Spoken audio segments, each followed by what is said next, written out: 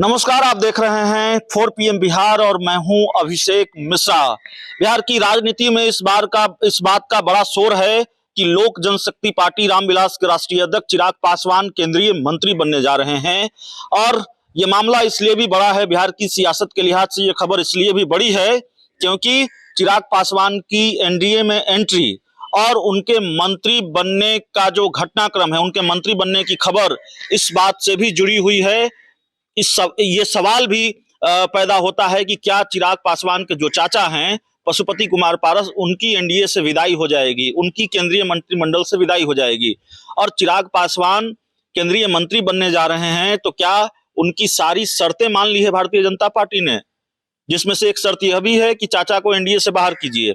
इस पर बातचीत हम करेंगे। हमारे साथ राष्ट्रीय लोक जनशक्ति पार्टी यानी कि चाचा पशुपति कुमार पारस की पार्टी के राष्ट्रीय प्रवक्ता श्रवण अग्रवाल मौजूद हैं।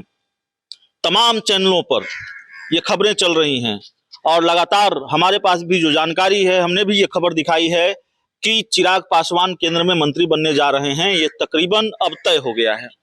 हाँ, हम भी देख रहे हैं इधर 2 दिनों से जी। आप लोग बहुत चला रहे हैं, एकदम ताबड़तोड़ जी।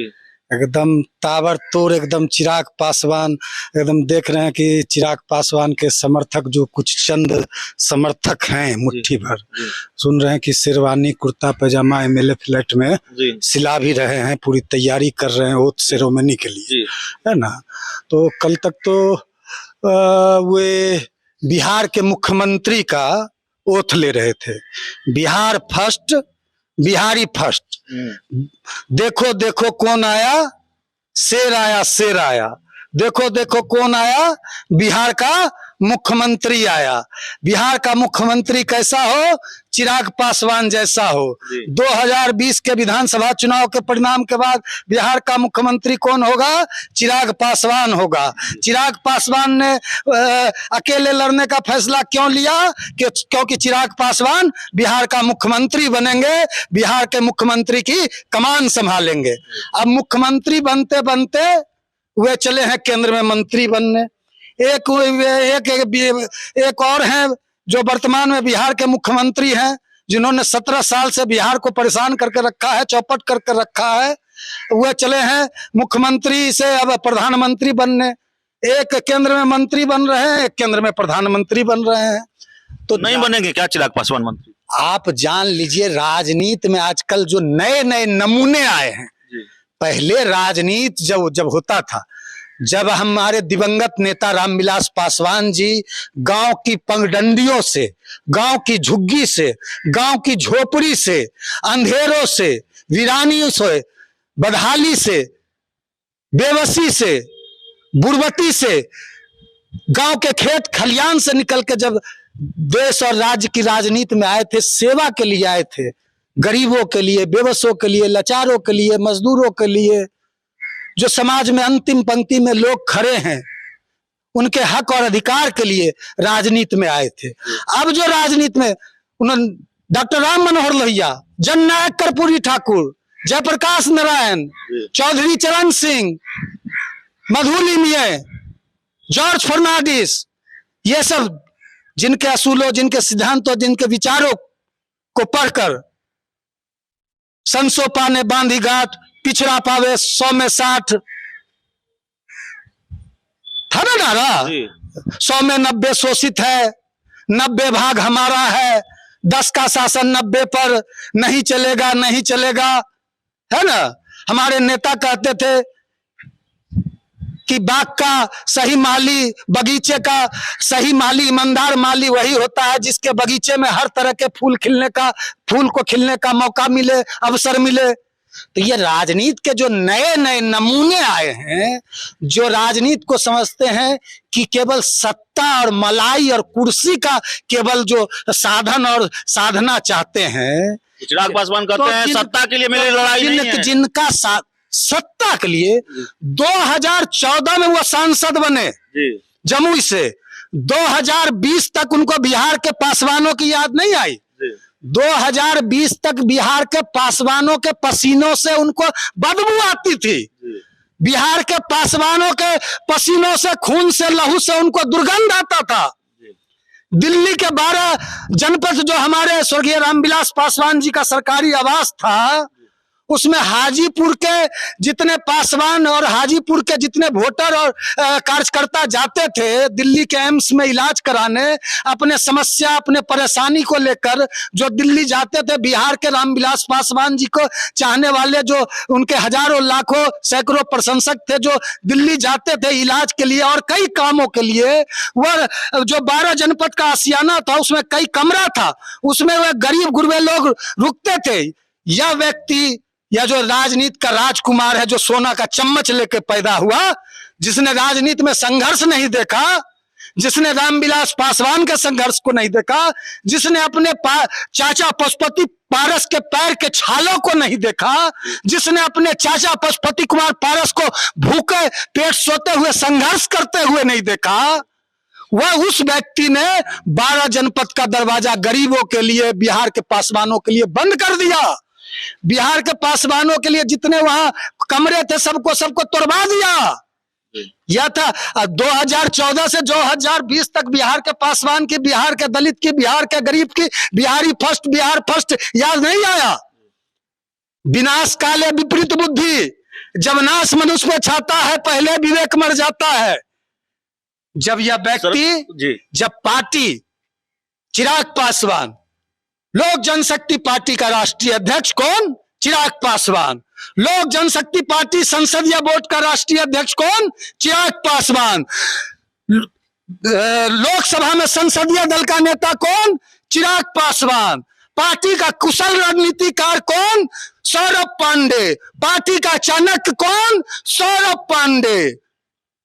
सौरभ पांडे का नारा है, सौरभ पांडे ने ठाना है लोजपा को बिहार से खत्म करना है, रामविलास पासवान के बंगला को ध्वस्त करना है, चिराग पासवान को मुख्यमंत्री बनाना है, परिवार को तोड़ना है। यह है चिराग पासवान, यह है चिराग पासवान का सोहबत, यह है चिराग पासवान का संगत। जो व्यक्ति कहता हो, जो चिराग पासवान, बाबा साहब अंबेडकर ने कहा था शिक्षित हो, संगठित हो, संघर्ष करो, आरक्षण हमारा संवैधानिक अधिकार है। आरक्षण के लिए बाबा साहब अंबेडकर ने बलिदान दिया, रामविलास पासवान ने बलिदान दिया, मंडल कमीशन के लिए बलिदान दिया, मंडल कमीशन के लिए संघर्ष किया। वह चिराग पासवान कहता है आरक्षण खत्म होना चाहिए, on the camera, on the record, TV चैनलों पे, कैमरों पे आकर कहता है दलितों को, गरीबों को, शोषितों को, पिछड़ों को, वंचितों को मिलने वाला आरक्षण बाबा साहब अंबेडकर ने जो हथियार दिया दलितों को, पासवानों को, खेत और खलियान में काम करने वाले बेबस मजदूर लाचारों को, उस आरक्षण को खत्म करने वाला बात चिराग पासवान दलितों का मसीहा कहलाता है। एक जो आखिरी सवाल है आपसे, श्रवण अग्रवाल जी, आप बताइए, राष्ट्रीय लोक जनशक्ति पार्टी अभी एनडीए का हिस्सा है, आप उस पार्टी के राष्ट्रीय प्रवक्ता हैं, पूरी तरह आप इस बात को खारिज कर सकते हैं, या इसी सवाल को अगर दूसरे तरीके से पूछे, बीजेपी पर इतना भरोसा है कि चिराग पासवान की एंट्री एनडीए में नहीं होने जा रही है, और चिराग पासवान की कम से कम ये शर्त बीजेपी नहीं मानेगी कि चाचा को केंद्रीय मंत्रिमंडल से बाहर कीजिए और एनडीए से बाहर कीजिए? आप लोग को कुछ जानकारी का अभाव है जी, जानकारी लीजिए जी, जानकारी ग्रहण करके जनमानस तक पहुंचाइए। बताइए। आप एक निर्भीक और आप एक ऐसा चैनल है जो बिहार में आपका चैनल का एक प्रतिष्ठा है, आपके चैनल को हजारों लाखों करोड़ों लोग देखते हैं, आपके चैनल को बहुत चाहने वाले आपके जानकारी दीजिए। श्रवण अग्रवाल, मान लीजिए, आपने कहा कि राष्ट्रीय लोक जनशक्ति पार्टी एनडीए का हिस्सा है, आप जान लीजिए चिराग पासवान भी राष्ट्रीय लोक जनशक्ति पार्टी का हिस्सा है। उनकी तो अपनी पार्टी है ना, लोक जनशक्ति पार्टी। बिल्कुल गलत, दल विरोधी काम कर रहे हैं। आप जाके जान लीजिए, जानकारी ले लीजिए। जब पार्टी के 5 सांसदों ने, पार्टी के 5 सांसद, आदरणीय पशुपति कुमार पारस, आदरणीय चौधरी महबूब अली कैसर, आदरणीय बीना देवी, आदरणीय चंदन सिंह, आदरणीय प्रिंस राज, इन 5 सांसदों ने क्या कहा? इन 5 सांसदों ने लोकसभा अध्यक्ष आदरणीय ओम बिरला जी को लिखे अपने पत्र में क्या लिखा कि लोकसभा में सदन का नेता पशुपति कुमार पारस होंगे। सभी सांसद पशुपति कुमार पारस जी को बहुमत से अपना संसदीय दल का नेता चुनते हैं। संसद में संसदीय दल के नेता का परिवर्तन हुआ था। पूरा एपिसोड आप जान लीजिए चिराग पासवान आज भी यदि कोई भी एनडीए के द्वारा कोई भी विधेयक या बिल लोकसभा में आता है और उस विधेयक और बिल पे के समर्थन में राष्ट्रीय लोक जनशक्ति पार्टी के राष्ट्रीय अध्यक्ष पशुपति कुमार पारस यदि व्हिप जारी करेंगे, उस व्हिप के विरोध में यदि चिराग पासवान वोट करेंगे तो उनकी संसद की सदस्यता समाप्त हो जाएगी। जान लीजिए वो आज भी वाकई थोड़ी नई जानकारी उनकी लोकसभा की सदस्यता समाप्त हो जाएगी।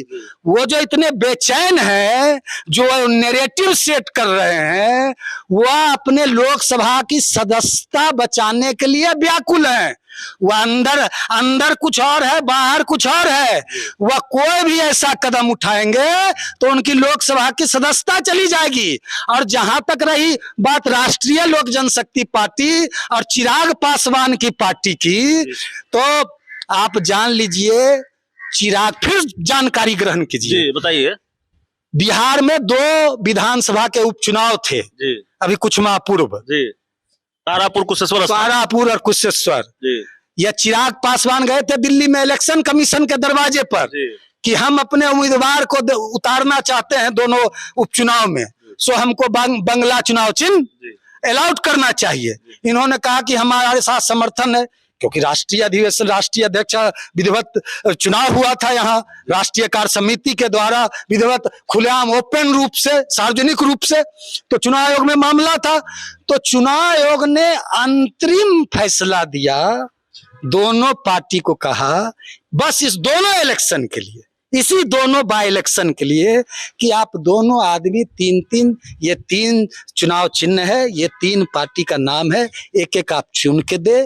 तो चिराग पासवान को चुनाव लड़ना था, वो व्याकुल भारत थे अपना, क्योंकि उनको अपनी औकात दिखाना था कि पासवान वोट हमारे साथ है, दलितों के हम सबसे बड़े नेता हैं। और दोनों चुनाव में उनकी जमानत जब्त हो गई। आपने ये चेतावनी दी है एक तरह से अभी कि और जान लीजिए चिराग पासवान इधर उधर करेंगे तो उनकी लोकसभा जान लीजिए आजकल बड़ी आप लोग बड़ा व्याकुल है जनता दल के लोग, और आप लोग चिराग मॉडल बोला, चर्चा चल रहा है ना चिराग मॉडल ने यदि किसी को सबसे ज्यादा नुकसान पहुंचाया तो बिहार को पहुंचाया।